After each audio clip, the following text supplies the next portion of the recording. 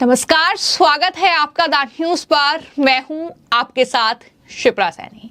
चुनाव नतीजों के बाद ईवीएम को लेकर टेस्ला के मालिक एलन मस्क ने जो पोस्ट किया, उसके बाद एक बार फिर से देश में ईवीएम को लेकर सियासत गर्मा गई है। पूरा विपक्ष अब ईवीएम पर सवाल खड़े कर रहा है और इसमें कांग्रेस पार्टी के नेता राहुल गांधी भी शामिल हैं। लेकिन अब महाराष्ट्र के मुख्यमंत्री एकनाथ शिंदे ने राहुल गांधी के इस पोस्ट पर जोरदार पलटवार किया है। जो सवाल राहुल गांधी ने ईवीएम पर उठाए हैं, उसके बाद अब महाराष्ट्र के मुख्यमंत्री एकनाथ शिंदे ने राहुल गांधी को चुनौती दी है और कहा है कि अगर ईवीएम खराब है तो राहुल गांधी भी इस्तीफा दें और दोबारा चुनाव लड़ें। जी हां, जिस तरीके से ईवीएम को लेकर हर बार चुनावों में सवाल उठाए जाते हैं, लेकिन अब चुनाव नतीजे आ चुके हैं। उसके कई दिन बाद एलन मस्क की ओर से एक पोस्ट किया गया। राहुल गांधी ने उनके पोस्ट को रिपोस्ट करते हुए ईवीएम को ब्लैक बॉक्स बताया था और उस पर ही अब एकनाथ शिंदे ने यह जोरदार पलटवार राहुल गांधी पर किया है और कहा है कि राहुल गांधी को मैं चुनौती देता हूं कि वो दो जगह से चुनाव लड़े हैं और जीते हैं, लेकिन दोनों जगह से वो इस्तीफा दे और अब चुनाव लड़े। क्या कुछ एकनाथ शिंदे ने राहुल गांधी पर पलटवार करते हुए कहा है, सुनिए। महाविकास आघाड़ी की जीत हो गई, उधर ईवीएम मशीन सही है, और जब हार हो गई तो ईवीएम मशीन के ऊपर ऑब्जेक्शन लेना, ये तो कौन सी हरकत है। अभी राहुल गांधी तो दो जगह से जीते हैं, तो ईवीएम मशीन उधर बराबर थी, उधर बराबर थी, तो उन्होंने कहना चाहिए ईवीएम मशीन सब जगह खराब थी, मैं इस्तीफा देके फिर से चुनाव लड़ता हूँ। ऐसा होता है क्या? और ईवीएम मशीन के बारे में सुप्रीम कोर्ट ने भी डिसीजन दिया हुआ है, और जहाँ उनको ज्यादा सीटें मिलती है वो ईवीएम अच्छी है, और जहाँ हार जाते हैं वो ईवीएम खराब है। ऐसा कहीं होता है? तो एक तरफ अब सवाल उठने लगे हैं कि क्या एकनाथ शिंदे की चुनौती राहुल गांधी स्वीकार करेंगे। जिस तरीके से राहुल गांधी ईवीएम पर सवाल उठा रहे हैं, राहुल गांधी को मौका चाहिए था बस, और उन्होंने ईवीएम पर सवाल खड़े कर दिए। ये भी तमाम लोग जो है सोशल मीडिया पर पोस्ट कर रहे हैं। लेकिन बता दें कि राहुल गांधी ने एलन मस्क का पोस्ट रिपोस्ट करते हुए ईवीएम को ब्लैक बॉक्स बताया था। उन्होंने कहा था कि किसी को भी ईवीएम की जांच करने की मंजूरी नहीं है। राहुल गांधी के इसी बयान पर अब एकनाथ शिंदे ने यह पलटवार किया, जिसमें एकनाथ शिंदे ने राहुल गांधी और महाविकास आघाड़ी के जीतने वाले नेताओं को इस्तीफा देकर चुनाव लड़ने की चुनौती दी है। आपको यह भी बता दें कि एलन मस्क ने, जो कि टेस्ला के मालिक हैं, उन्होंने एक्स पर एक पोस्ट किया था जिसमें दावा किया था कि ईवीएम को हैक किया जा सकता है। इसके बाद एक बार फिर से ईवीएम को लेकर यह सियासत गर्माती हुई नजर आई।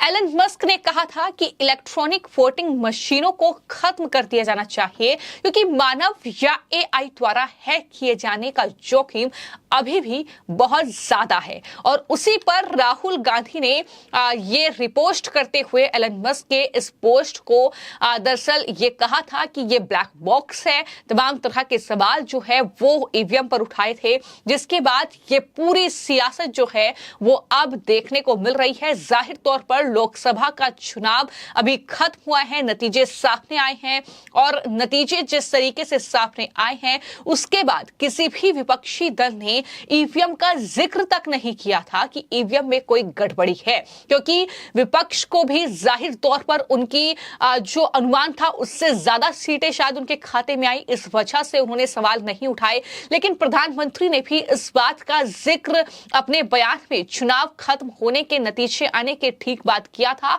और यह कहा था कि मैं देख रहा हूं कि दरअसल इस बार ईवीएम को लेकर विपक्ष ने हल्ला नहीं मचाया। उन्होंने यह भी कहा था कि मैं सोच रहा था कि चुनाव नतीजे आने के बाद जो विपक्ष है वो ईवीएम की अर्थी निकालेगा। इस तरीके की बातें करते हुए विपक्ष पर जोरदार हमला प्रधानमंत्री ने बोला था। लेकिन जैसे ही एलन मस्क की ओर से ये एक पोस्ट किया गया, मानो विपक्ष को कहीं ना कहीं एक मौका मिल गया सरकार को घेरने का, और इस तरीके से उन्होंने ईवीएम को लेकर शोर मचाना शुरू किया। अब सियासी बवाल शुरू हो गया है, खासतौर पर महाराष्ट्र में काफी ज्यादा जो बयान हैं वो तमाम अलग अलग पार्टी के नेताओं के सामने आ रहे हैं। लेकिन ईवीएम को लेकर अगर बात की जाए तो बता दें कि 2014 से ही ईवीएम पर सवाल उठते रहे हैं। 2014 में जब पहली बार प्रधानमंत्री नरेंद्र मोदी बने, 2014 और 2019 में ईवीएम के जरिए चुनाव में गड़बड़ी की कई शिकायतें विपक्षी दलों ने की थी।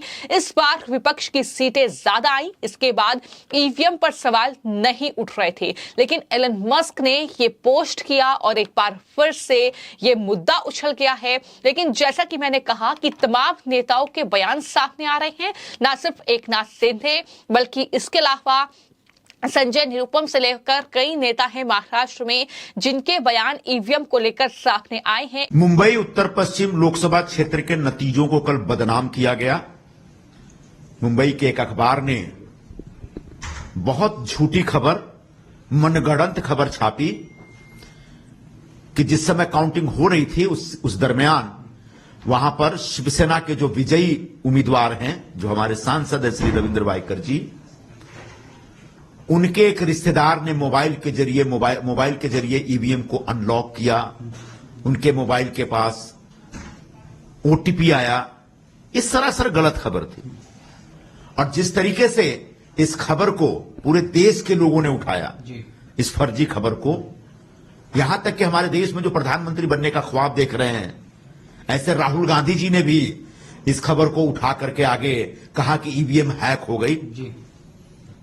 अखिलेश यादव, तेजस्वी यादव और प्रशांत भूषण जैसे जो बड़े बड़े नेता हैं, जानकार हैं, विशेषज्ञ हैं, उन लोगों ने भी कहा कि ईवीएम हैक हो गया है उत्तर पश्चिम मुंबई में। ये सरासर झूठ था और उस झूठ का नतीजा ये है, और उस झूठ का सबूत यह है कि आज स्वयं जिस अखबार ने कल खबर छापी थी उसने खेद व्यक्त किया है। उसने स्वयं कहा है कि जो खबर कल छपी वो गलत थी, कोई ईवीएम हैक नहीं हुआ था और कोई ईवीएम को अनलॉक करने के लिए मोबाइल का इस्तेमाल नहीं हुआ था। तो जिस तरीके से उस अखबार ने आज माफी मांगी है, बिल्कुल उसी तरीके से हमारी मांग है कि राहुल गांधी भी माफी मांगे, अखिलेश यादव और तेजस्वी यादव भी माफी मांगे। उन्होंने इस देश के लोकतंत्र को बदनाम किया। उन्होंने देश में जो चुनाव की प्रक्रिया चलती है, एक बहुत ही रोबस्ट प्रतिक्रिया है और बहुत एक कह सकते हो बहुत ही एक रिस्पेक्टफुल प्रतिक्रिया है, प्रतिष्ठित प्रक्रिया है, उस प्रक्रिया को बदनाम किया। निर्वाचन आयोग का जो कामकाज इतना भव्य था, बड़ा था और बहुत ही कामयाब कामकाज था उनका, उसको बदनाम किया। तो पूरे देश को बदनाम करने के लिए राहुल गांधी को माफी मांगनी चाहिए, अखिलेश यादव को माफी मांगनी चाहिए, तेजस्वी यादव को माफी मांगनी चाहिए। और जिन लोगों ने भी उस फर्जी खबर के आधार पर उत्तर पश्चिम मुंबई के चुनाव के नतीजों को बदनाम किया और शिवसेना को बदनाम किया और चुने हुए सांसद को बदनाम किया, उन सबको माफी मांगनी चाहिए। 2024 में जो चुनाव हुए हैं उसमें ईवीएम हैक नहीं हुआ। अगर ईवीएम हैक होता तो राहुल गांधी 2-2 सीटों से 2.5 लाख 3 लाख वोट से नहीं जीतते। अगर ईवीएम हैक होता तो भारतीय जनता पार्टी सिर्फ 240 सीटों पर नहीं रुक जाती। अगर ईवीएम हैक होता तो कांग्रेस पार्टी को 99 सीटें नहीं मिल जाती। इसलिए 2024 की बात करें तो निश्चित तौर पर ईवीएम हैक नहीं हुआ। और जो लोग अभी कह रहे हैं चुनाव जीतने के बाद भी, वो अगर अभी भी कह रहे हैं तो उनको सबसे पहले अपने पद से इस्तीफा दे देना चाहिए। एलॉन मस्क साहब चैट जीपीटी के भी मालिक है और चैट जीपीटी में जाके आप चेक करिए क्या ईवीएम हैक हो सकता है, उसमें आता कि नहीं होता। शिवसेना उबाठा 48 वोट से उत्तर पश्चिम मुंबई की लोकसभा सीट हार गई है। इस सत्य को वो स्वीकार कर ले। दूसरी बात, संजय राउत रोज झूठ बोलते हैं। उनके झूठ के आधार पर आप सवाल गढ़ के मुझसे सवाल पूछो और मैं उसका जवाब दूं, ये बहुत ही गलत होगा। तो आज चूंकि मिड डे ने माफी मांग लिया और उसके बाद जिस तरीके से सामना ने उसी झूठ को फिर से परोसा है और कहा टीवी ईवीएम हैक। अगर उत्तर पश्चिम में ईवीएम हैक हुआ तो दक्षिण मध्य में भी ईवीएम हैक हुआ होगा, तो दक्षिण मुंबई में भी ईवीएम हैक हुआ होगा, तो उत्तर पूर्व में भी ईवीएम हैक हुआ होगा। तो उनके जो 2-3 एमपी जीत के आए हैं उनको सबसे पहले बोलिए रिजाइन करें। वो ऐसा तो नहीं हो सकता कि एक जगह हुआ दूसरी जगह नहीं हुआ। तो ये जो झूठ का प्रचार प्रसार कर रहे हैं, इसके लिए संजय राउत को भी माफी मांगनी चाहिए, आदित्य ठाकरे को भी माफी मांगनी चाहिए, जिन्होंने कल की खबर के आधार पर ईवीएम हैक होने की बात कही थी। निश्चित तौर पर यह बहुत ही दर्दनाक घटना है। इस प्रकार की रेल दुर्घटनाएं नहीं होनी चाहिए।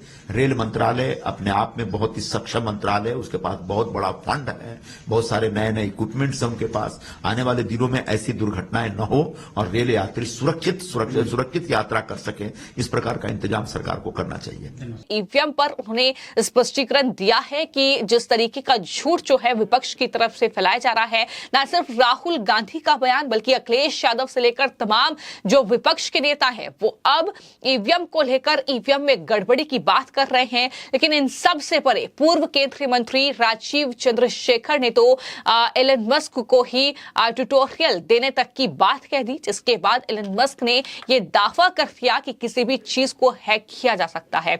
वैसे ईवीएम को हैक करने की जब आशंकाएं उठ रही थी, तब चुनाव आयोग ने सभी राजनीतिक दलों को अपने दफ्तर में आने का न्योता देकर बाकायदा यह कहा था कि वो ईवीएम से छेड़छाड़ करके दिखाएं। उस वक्त किसी भी राजनीतिक दल का कोई प्रतिनिधि वहां नहीं गया था।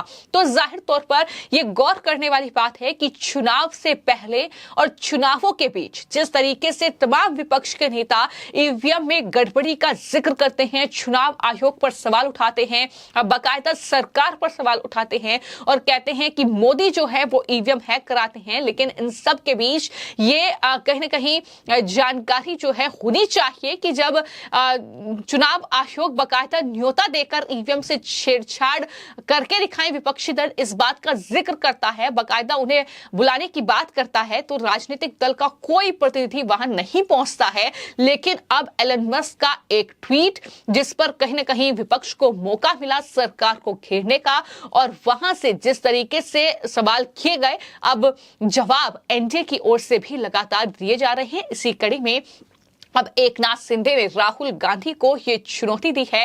लेकिन सवाल यही है कि क्या राहुल गांधी या विपक्ष का कोई भी नेता जो चुनाव जीता है वो एकनाथ शिंदे की चुनौती को स्वीकार करेगा या फिर नहीं। फिलहाल आपकी इस पूरी खबर को लेकर क्या राय है, हमें कमेंट बॉक्स में जरूर